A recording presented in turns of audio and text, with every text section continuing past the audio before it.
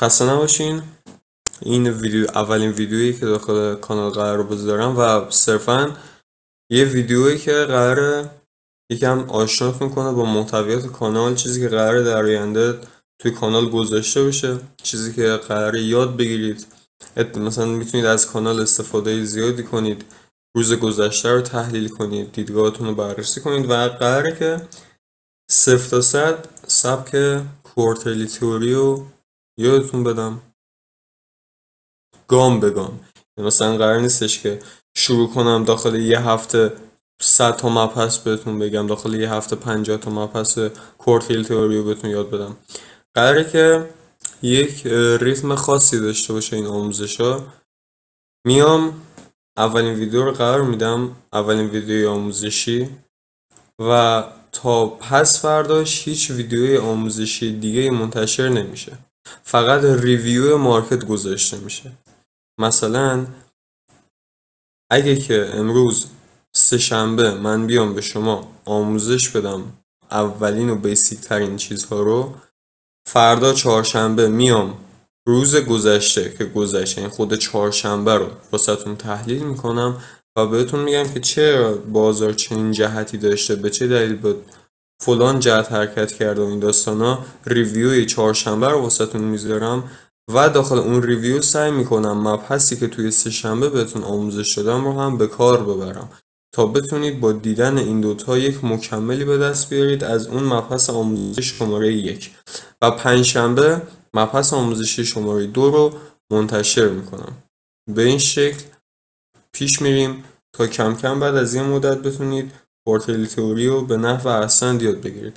دقیقا مثل یه منتور میتونید اونجوری بهش نگاه کنید. خب واسه اینکه آشنایی با سبک داشته باشید، همین اول کار باید یه سری توضیحات رو بهتون بدم. این سبک یه سبک ذاتاً 3 چارته، یعنی ما واسه استفاده کردن از کوارترلی تئوری نیاز داریم به 2 چارت به بالا. یعنی من خودم شخصا شده بعضی وقتا از 4 تا چارت، بعضی وقتا از 5 تا چارت و حتی بعضی وقتا از 10 تا چارت واسه این معامله کردن استفاده میکنم.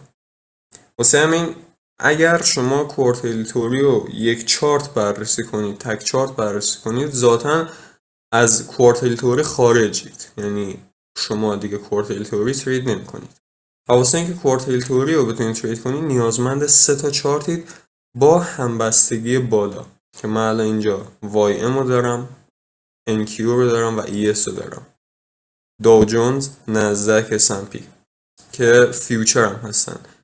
حالا در آینده بیشتر در رابطه با دیتا باهاتون صحبت میکنم. اینا 3 چارت اصلی هستن که ما واسه سهام ها بررسی میکنیم. حالا میتونیم از چارت های دیگه هم استفاده کنیم که جلوتر توی مباحث آموزشی آینده واسهتون کامل 0 تا 100 توضیح میدم. مبحثی که ما در واقع توی کوارترلی تئوری میپردازیم بهش فقط 2 مبحثه. یک کرکینگ کورلیشن که ترجمه فارسیش میشه نقض در همبستگی. ما میدونیم که این 3 چارت نمادهایی هستن که با همدیگه وابسته هستن. اگه S&P بره بالا داو جونز، اگه S&P بره بالا نزدک میره بالا، داو جونز بره بالا S&P میره بالا. اگه نزدک ریزش کنه اون دوتا ریزش میکنن. اینا با همدیگه کاملا مرتبطن و با همدیگه حرکت میکنن و جایی که با همدیگه حرکت نکنن توی سقف و کف ها کرکینگ کورلیشن داشته باشیم، یعنی نقض همبستگی داشته باشیم، توی شکل کندل ها، توی جایگاه قرارگیری کندل ها، توی قیمت، توی هر کدوم از اینا کرکینگ کورلیشن داشته باشیم، اون موقع است که ما به عنوان یک تریدر وارد معامله میشیم. خیلی ساده دیگه، واقعا ساده تر از این و قدرتمندتر از این شما نمیتونید پیدا کنید، که البته به زبون ساده است. زمانی که وارد کار بشید متوجه میشید که بزرگترین دشمن شما که نمیذاره ترید کنید خودتونید و اون موقع است که حرفتون رو پس میگیرید و میگید که ساده نیست. این مسیریه که باید طی بشه. به هر حال هر تریدر اینو میدونه و تا طی نشه نمیتونید پیشرفت کنید. خب ذاتاً گفتم سبک 3 چارتیه که روی کرکینگ کورلیشن ها بر مبنای زمان تمرکز داره. یعنی زمان در واقع اصلا اسم سبک کوارترلی تئوریه، تئوری کوارترها، تقسیم بندی زمان بر 4. میایم به یه شکل خاصی زمان رو تقسیم بندی میکنیم و اون کرکینگ کورلیشن ها رو بین زمان های مشخصی بررسی میکنیم. یعنی واسه اون اهمیت داره که اون نقض همبستگی در چه زمانی ایجاد شده. باید بدونیم که در اون زمان رفتار مارکت قراره چی باشه. این واسه ما خیلی مهمه. یعنی ما نمیایم بین یک سری سقف و کف های رندوم SMT پیدا کنیم، چون این موقع اصلا اون SMT اهمیتی نداره. ما میایم بین یک سری سقف و کف های خاص SMT پیدا میکنیم، بین یک سری بدنه های خاص SMT پیدا میکنیم، از یک سری گپ های خاص استفاده میکنیم، از یک سری اوردر بلاک های خاص استفاده میکنیم که در جلوتر واسهتون همه رو شفاف میکنم. حالا فعلا واسه اینکه بهتون نشون بدم که این سبک چقدر قدرتمنده، یک سری توضیحات بخوام بهتون بدم. سیگنال هایی که به ما میده کاملا مشخصه. مثلا شروع این هفته کاملا سیگنال سل داشتم و میدونستم بازار بایستش نزولیه. کف اینجا میدونستم که بازار قرار بالا بره و شروع هفته جدید میدونستم که مارکت باید بیاد بالا توی این سقف ها. حالا ویدیوهاش رو دارم ولی فکر نکنم جایی بذارم. میدونستم که مارکت باید بیاد با این سقف ها SMT ایجاد کنه و دقیقاً چیزی که سبک کوارتیل تئوری با ما نشون میداد این بود که یکی از این 3 چارتی که اینجا میبینیم باید بیاد یک کرکینگ کورلیشن با این سقف‌های اینجا ایجاد کنه که یک نوع SMT خاص رو برای ما به جا بذاره که در آینده واسهتون توضیح میدم اون SMT اسمش چیه، چرا قدرتمنده، فایده‌ای داره. همه اینا در آینده کاملا 0 تا 100 در اختیارتون گذاشته میشه. کامل بایاس اول هفتهمون تا امروز سعودی بوده. توی این کف ها ما میتونستیم ترید کنیم. توی این کف ما المان داشتیم واسه اینکه ترید کنیم. دقیقاً هم توی کف، یعنی سبک کوارتیل تئوری سقفیه که میگم سبکیه که معمولاً به شما نقطه ورود در سقف و کف میده. یعنی هدف اصلی این سبک ترید کف ها و سقف ها.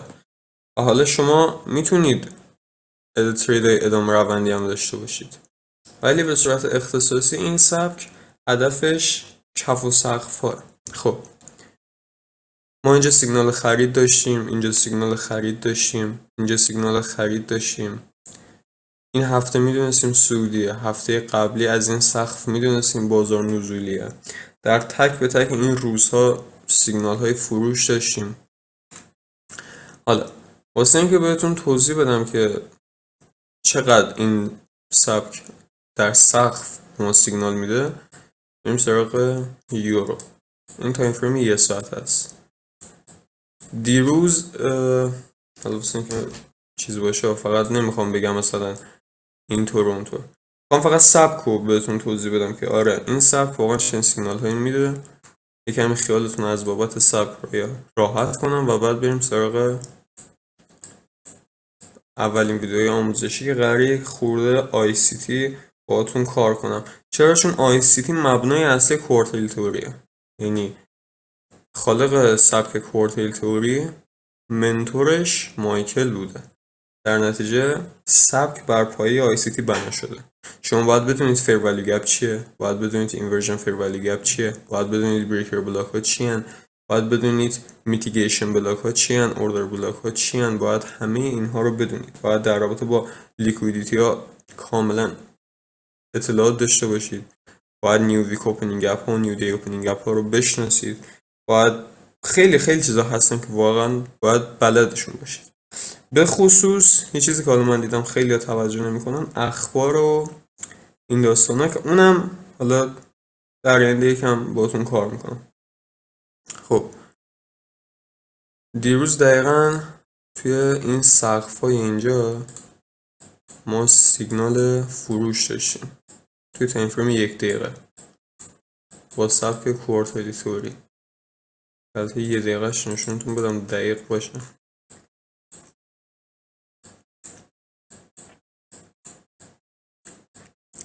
ما دقیقاً توی این کندل سیگنال فروش داشتیم که من خودم هم توی این کندل سل زدم دقیقاً.